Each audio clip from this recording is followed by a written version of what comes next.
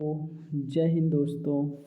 आज के वीडियो में हम लोग आँख यानी नेत्र से संबंधित जितने भी इम्पोर्टेंट क्वेश्चन बनते हैं उसको हमने सेलेक्ट किया है। तो आप लोग शुरू से अंत तक वीडियो को देखते रहिएगा और हर एक क्वेश्चन को अपने कॉपी पर नोट कर लीजिएगा और एक एक क्वेश्चन को अच्छे से याद कर लीजिएगा। चाहे पेपर कोई भी हो, क्वेश्चन फंसना नहीं चाहिए। हम रोज़ एक एक टॉपिक का वीडियो रोज़ अपलोड करते रहेंगे। आप लोग उसको एक एक दिन करके रोज़ का रोज़ पढ़ते रहिएगा और नोट्स बनाते रहिएगा। तो देखते हैं पहला क्वेश्चन क्या है और इसको अच्छे से हम लोग हल करते हैं। एक सामान्य मनुष्य की आंखें लगभग कितने रंगों को पहचान सकती हैं? तो याद रखिएगा 1 करोड़ रंगों को पहचान सकती हैं। ये पहला क्वेश्चन है, आप लोग नोट कर लीजिएगा अपने दिमाग में। अगला क्वेश्चन देखते हैं।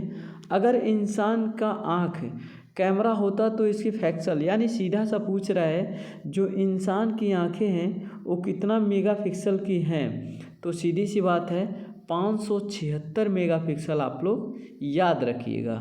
ठीक है, अगला क्वेश्चन देखते हैं हम लोग। हमारी आँख को नियंत्रित करने वाली मांसपेशियाँ जो होती हैं बाकी शरीर के सभी मांसपेशियों से क्या होती हैं? ज़्यादा एक्टिव होती हैं यानी ज़्यादा काम करती हैं। ठीक है, अगला देखते हैं। हमारे आँख में लगभग कितने फाइबर होते हैं? तो 12 लाख फाइबर लगे होते हैं हमारी आँखों में। अच्छा, आँख का फिगर देखते हैं और उसको अच्छे से हम लोग समझते हैं। अब आप लोग देखिएगा ध्यान से, इसमें हम आप लोगों को कोशिश कर रहे हैं बेहतरीन तरीके से समझाने के।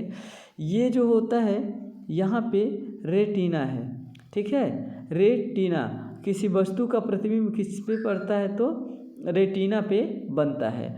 और ये जो आप लोग देख रहे हैं यहाँ पे ऑप्टिक नस होती है, ये ब्रेन से लेकर के ब्रेन से और आँखों तक डायरेक्ट जुड़ी रहती है, ताकि चाहे हमारे कोई भी सूचना रहता है ब्रेन से आँखों तक पहुंचा देता है। जैसे हम किसी व्यक्ति को देखना चाहते हैं, अगर देखते हैं तो ब्रेन बताता है आँखों को कि वो कौन सा व्यक्ति है या कौन सी वस्तु है।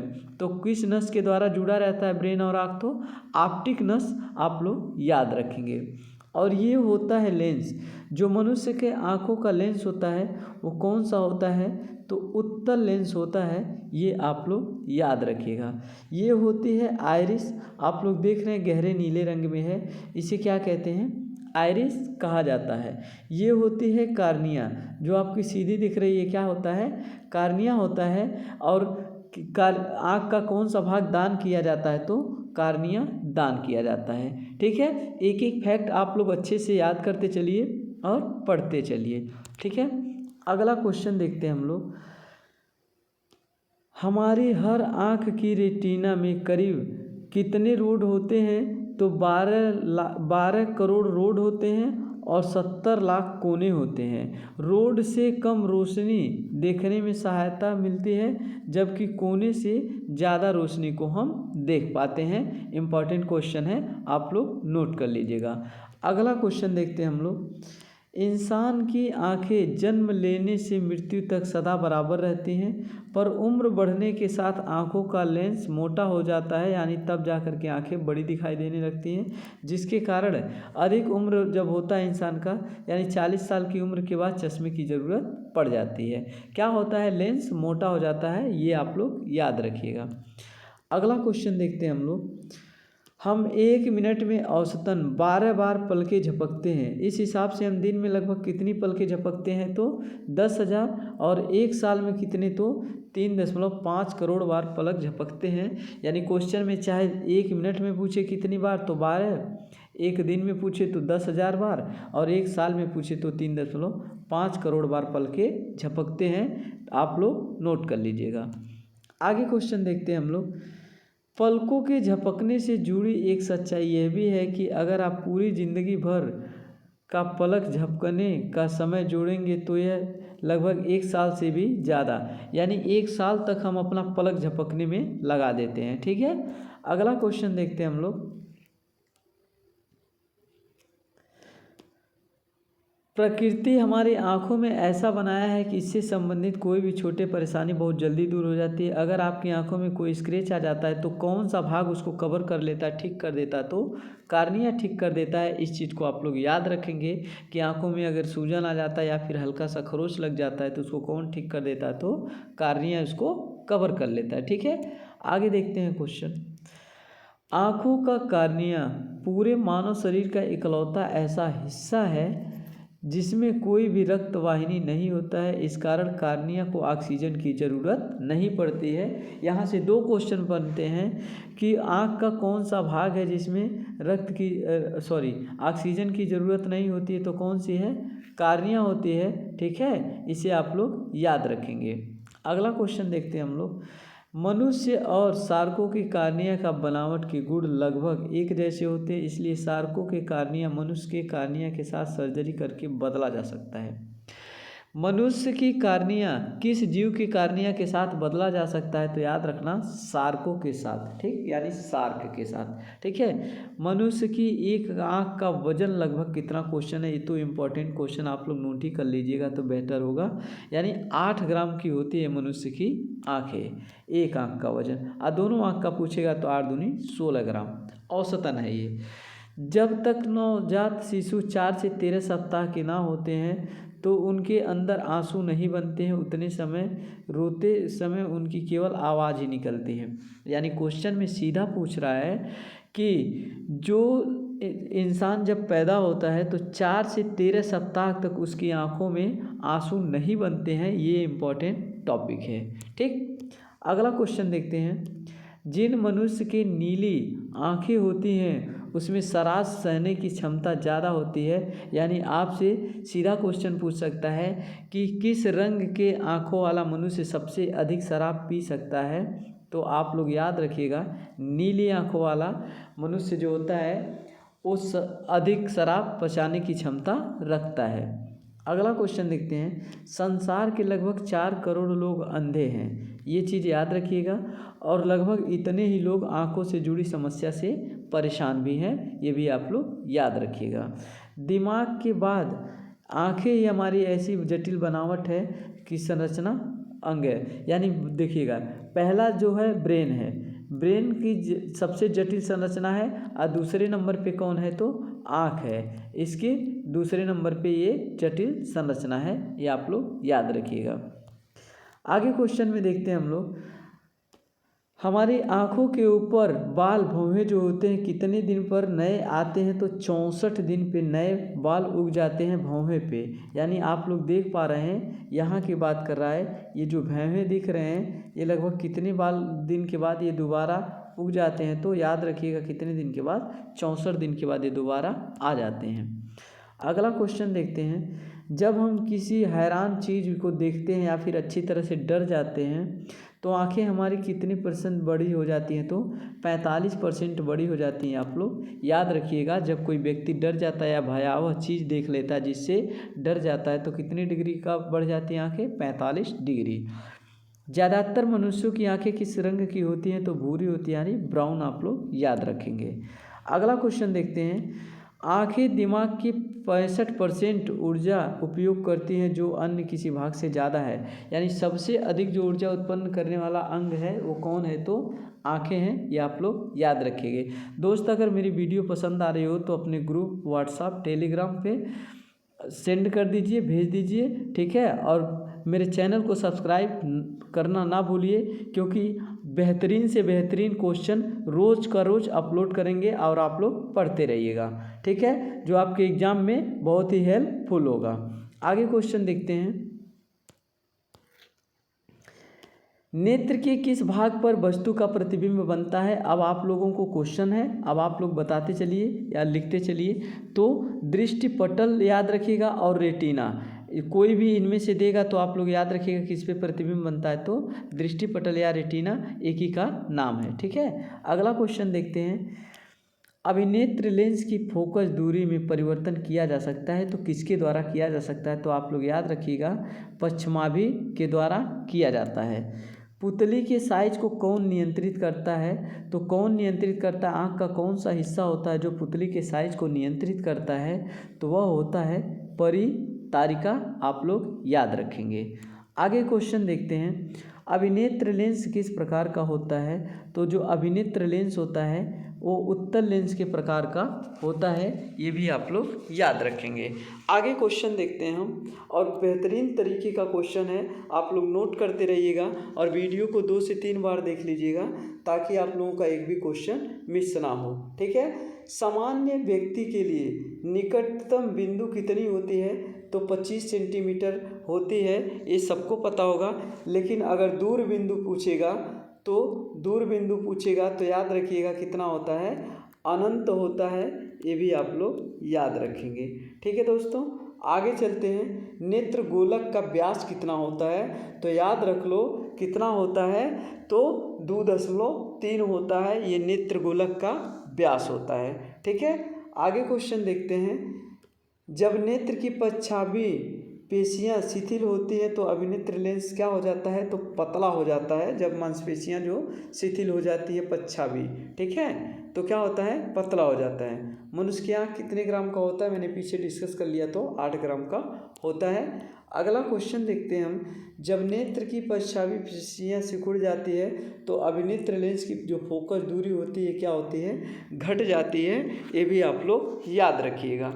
आगे क्वेश्चन देखते हैं, नेत्र क्रिस्टलीय लेंस दुधिया तथा धुंधला हो जाता है, इस स्थिति को क्या कहते हैं?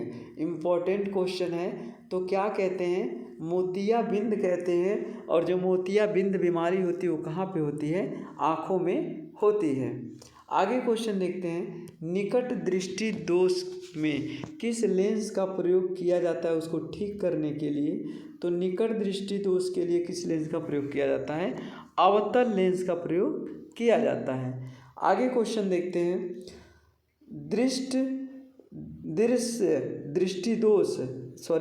जरा दृष्टि दोष के लेंस में, अच्छा सॉरी यहाँ पे मिस्टेक हो गया है, दूर दृष्टि दोष होगा। दूर दृष्टि दोष में किस लेंस का प्रयोग करते हैं ठीक करने के लिए? तो उत्तल लेंस का प्रयोग करते हैं, आप लोग ध्यान से लिख लीजिएगा।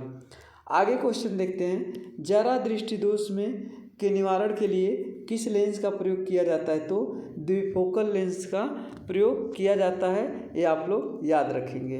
अगला क्वेश्चन देखते हैं, निकट दृष्टि दोष मुक्त कोई व्यक्ति किस वस्तु को नहीं देख सकता है? यानी अगर किसी व्यक्ति के अंदर निकट दृष्टि दोष है तो किसी वस्तु किधर की वस्तु को नहीं देख पाता है, तो आप लोग सिंपल से याद रखिएगा, जिसके अंदर निकट दृष्टि दोष होगा वो निकट की ही वस्तु देख पाएगा, दूर की नहीं देख पाएगा। और जिसके अंदर दूर दृष्टि दोष होगा वो दूर की वस्तु देख पाएगा, नज़दीक की वस्तु नहीं देख पाएगा, आप लोग याद रखेंगे। आगे क्वेश्चन देखते हैं, जरा दृष्टि दोष उत्पन्न होने का कारण क्या है? तो इम्पोर्टेंट लाइन है, नेत्र की समंजन क्षमता घटने के कारण जरा दृष्टि दोष होता है। आगे क्वेश्चन देखते हैं, निकट दृष्टि में अभिनेत्र लेंस की फोकस दूरी क्या होती है? तो घट जाती है जब निकट दृष्टि दोष होता है, और जब दूर दृष्टि दोष होता है तो अभिनेत्र लेंस की फोकस दूरी क्या होती है? बढ़ जाती है, ये भी आप लोग याद रखेंगे। आगे क्वेश्चन देखते हैं, निकट दृष्टि दोष उत्पन्न होने का कारण क्या होता है? तो नेत्र जो गोलक होता है वो उसकी लंबाई क्या होती है? बढ़ जाती है, इससे क्या होता है? निकट दृष्टि दोष हो जाता है। अगला क्वेश्चन देखते हैं, दूर दृष्टि दोष उत्पन्न होने का कारण क्या होता है? जो नेत्र गोलक होता है वो छोटा हो जाता है, जिससे मनुष्य की आँखों में कौन सा रोग हो जाता है? दूर दृष्टि दोष हो जाता है। अगला क्वेश्चन देखते हैं, कौन नेत्रदान नहीं कर सकता? मस्तिष्क शोथ से पीड़ित, यानी जिसके मस्तिष्क का इलाज हो चुका होगा या वो बीमार होगा मस्तिष्क से, तो नेत्रदान नहीं कर सकता है, क्योंकि मस्तिष्क से कौन सी नसें जुड़ी होती हैं? ऑप्टिक नस जुड़ी होती है। ठीक है, कौन नेत्रदान कर सकता है? तो मधुमेह से पीड़ित या फिर जो शरीर के मस्तिष्क को छोड़ के अलग पार्ट्स की बीमारियों से झूल रहा है, वो आदमी क्या कर सकता है? नेत्रदान कर सकता है, बस ब्रेन का बीमारी नहीं होना चाहिए। अगला क्वेश्चन देखते हैं हम लोग, किसी कांच का अपवर्तनांक प्रकाश के किस वर्ण के लिए अधिकतम होता है? तो याद रखिएगा बैगनी के लिए, या सबसे कम किस में होता है? तो लाल के लिए। अगला क्वेश्चन देखते हैं, किसी कांच का अपवर्तनांक प्रकाश की किस वर्ण के लिए न्यूनतम होता है? तो लाल के लिए होता है, ये भी आप लोग याद रखेंगे। श्वेत प्रकाश का प्रिज्म से गुजरने के पश्चात प्रकाश का कौन सा वर्ण सबसे कम विचलित होता है? तो आप लोगों को पता है कि लाल रंग सबसे कम विचलित होता है। और सबसे अधिक कौन विचलित होता है? तो बैगनी रंग सबसे अधिक विचलित होता है, ये भी आप लोग याद रखेंगे। ठीक है दोस्तों, आगे देखते हैं हम लोग, श्वेत प्रकाश का प्रिज्म से गुजरने के पश्चात प्रकाश का कौन सा वर्ण सबसे अधिक विचलित होता है? तो बैगनी होता है। और सबसे कम कौन विचलित होता है? तो लाल होता है, आप लोग याद रखेंगे। आगे क्वेश्चन देखते हैं, आकाश में इंद्रधनुष का बनना प्रकाश की कौन सी प्राकृतिक घटना है? तो विक्षेपण की घटना है। अगला क्वेश्चन देखते हैं, इंद्रधनुष हमें दिखाई देता है किसके कारण? तो पूर्ण आंतरिक परावर्तन के कारण। अभी देखते हैं, नेत्र से क्वेश्चन है, अभी पीछे है, उसको हम लोग पूरा पढ़ेंगे। तारों को टिमटिमाने का कारण क्या होता है? वायुमंडलीय अपवर्तन होता है। आगे क्वेश्चन देखते हैं हम लोग, टिंडल प्रभाव क्या है? सॉरी, इसका ये क्वेश्चन छूट गया है, सॉरी। आगे देखते हैं हम लोग, ट्रैफिक सिग्नल में प्रकाश का कौन सा वर्ण उपयोग किया जाता है? तो लाल रंग का वर्ण प्रयोग किया जाता है। सूर्योदय और सूर्यास्त के समय सूर्य का प्रकाश प्रतीत होता है, लाल रंग के प्रकीर्णन कम होना। आगे देखते हैं हम लोग क्वेश्चन में, प्रकाश की छोटी तरंग दैर्घ्य वर्ण का प्रकीर्णन क्या होता है? सबसे अधिक होता है। और प्रकाश की बड़ी तरंग दैर्घ्य का प्रकीर्णन क्या होता है? सबसे कम होता है। छोटी का अधिक और बड़ी का कम होता है। ठीक है, यदि पृथ्वी पर वायुमंडल ना हो तो आकाश कैसा प्रतीत होगा? तो काला प्रतीत होगा, आप लोग याद रखते हैं। और अंतरिक्ष यात्री को आसमान कैसा दिखाई देता है? तो काला दिखाई देता है। अत्यधिक ऊंचाई पर जाने पर अंतरिक्ष यात्रियों को कैसा दिखाई देता है? तो काला दिखाई पड़ता है। अत्यंत सूक्ष्म कण के द्वारा प्रकीर्णित प्रकाश का वर्ण होता है, तो कैसा होता है? नीला होता है। अगला क्वेश्चन देखते हैं, यदि प्रकीर्णन करने वाले कणों का साइज बहुत अधिक होता है तो कौन सा होता है? श्वेत होता है, आप लोग याद रखेंगे। ठीक है, डबल बार हो गया क्या? सॉरी, ये लग रहा है क्वेश्चन डबल हो गया। हाँ, अगला देखते हैं, बड़े साइज के कण किस तरंग दैर्घ्य के प्रकाश के प्रकीर्णन करते हैं? तो बड़ी तरंग दैर्घ्य। और मानव नेत्र के अधिकतम दृष्टि कितना होता है? तो 150 होता है। यानी जो मनुष्य देख सकता है कितने डिग्री देख सकता है? तो 150, यानी भौहें से उसकी 30 डिग्री कम हो जाती हैं। ठीक है, अगला क्वेश्चन देखते हैं हम, मानव का नेत्र का क्षैतिज दृष्टि दोष लगभग कितना होता है? 180, सॉरी ये 150 होगा। क्षैतिज पूछा है तो 150 होगा। और अगर अधिकतम दृष्टि पूछता तो कितना हो जाता? 180 हो जाता। ये दोनों क्वेश्चन आप लोग नोट कर लीजिएगा, कन्फ्यूजन वाला क्वेश्चन है तो ध्यान दीजिएगा आप लोग। अगला देखते हैं हम लोग, रेटिना द्वारा उत्पन्न विद्युत सिग्नल को मस्तिष्क तक पहुंचाता है कौन? रेटिना द्वारा उत्पन्न विद्युत सिग्नल को मस्तिष्क तक कौन पहुंचाता है? तो दृक् तंत्रिका पहुंचाता है, आप लोग याद रखेंगे इसको। ठीक है, अगला देखते हैं हम लोग क्वेश्चन, अबिंदुकता दृष्टि दोष वाले व्यक्ति के चश्मे में किस प्रकार का दोष निवारण किया जाता है? तो बेलनाकार दोष का निवारण किया जाता है। एक नेत्र से संसार कैसा दिखाई देता है? तो द्वि-आयामी दिखाई देता है नेत्र से। याद रखिएगा कैसा दिखाई देता है संसार? तो द्वि-आयामी दिखाई देता है। मृत्यु के पश्चात नेत्रदान के लिए कितने समय के अंदर जो दूसरे में फिट करना चाहिए आँख को, तो कितने समय होना चाहिए? 4 से 6 घंटे के अंदर अगर आप आँख को सेट कर दे रहे हैं तो रोशनी उसकी बची रहती है। अगला क्वेश्चन देखते हैं, मानव नेत्र का कौन सा बिंदु प्रकाश के लिए अत्यधिक संग्राही होता है? तो पित्त बिंदु सबसे अधिक संग्राही होता है। अगला क्वेश्चन देखते हैं, मानव नेत्र का कौन सा चित्र प्रकाश के लिए बिल्कुल संग्राही होता है? तो अंध बिंदु पे कोई चित्र नहीं बनता है। ये कहाँ पाया जाता है? तो रेटिना के पीछे पाया जाता है और इस पर कभी कोई प्रकाश नहीं पड़ता, इसलिए इसे अंध बिंदु के नाम से जाना जाता है। कांच के प्रिज्म में कुल कितने पृष्ठ होते हैं? तो 5 पृष्ठ होते हैं, आप लोग याद रखिएगा। अगला क्वेश्चन देखते हैं, प्रिज्म के दो पार्श्व फलकों के बीच के कोण को क्या कहते हैं? तो प्रिज्म कहते हैं। ठीक है, अगला क्वेश्चन देखते हैं, किसी प्रिज्म के आपतित किरण और निर्गत किरण के बीच बनने वाले कोण क्या कहलाते हैं? तो विचलन कोण कहलाते हैं, आपतन और अपवर्तन कोण नहीं कहलाते हैं। तो ये आप लोग याद रखिएगा। अगला क्वेश्चन देखते हैं, अधिक तीव्रता वाले प्रकाश जब नेत्र पर पड़ते हैं तो पुतलिया की साइज क्या होती है? छोटी होती हैं, और जब अंधेरे कमरे में जाते हैं हम तो क्या होती है? पुतलियाँ क्या हो जाती हैं? बड़ी हो जाती हैं। ये भी आप लोग याद रखेंगे। अगला क्वेश्चन देखते हैं, कम तीव्रता वाले प्रकाश जब नेत्र पर पड़ती हैं तो पुतलिया की साइज क्या होती है? बड़ी हो जाती हैं। ठीक, दूरदृष्टि दोष में उपयोग की जाने वाली द्विफोकल लेंस के ऊपरी भाग में कौन सा लेंस लगा रहता है? तो अवतल लेंस लगा रहता है। अगला क्वेश्चन देखते हैं, जरा दृष्टि दोष में उपयोग की जाने वाली द्विफोकल का निचला भाग किस लेंस का बना होता है? तो उत्तल का बना होता है, उत्तल लेंस का आप लोग याद रखेंगे।